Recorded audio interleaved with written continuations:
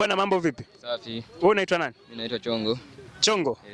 Chongo, unacheza namba ngapi? Mimi nacheza namba 9. Namba 9? Namba 9 unamkubali ambaye ndo role model wako ni nani? Namba 9 wapi hapa? Hapana, kokote nje ligi kuu.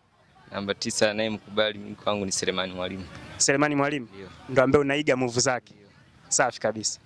Sasa naomba unitajie mchezaji ambaye kitaani kwako kabisa, yani hajatoboa, lakini ulikuwa ukimwangalia unaona kabisa huyu ni aina wachezaji ambaye walitakiwa acheze kwenye ligi kuu.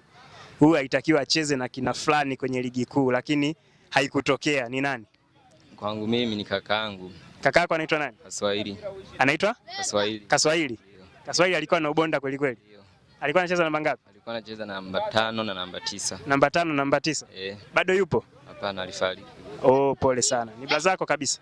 Brother yangu kabisa. Alifariki kwa issue gani? Kwa ajali. Ilikuwa ni ajali? Ya nini, pikipiki? Pikipiki. Pole sana.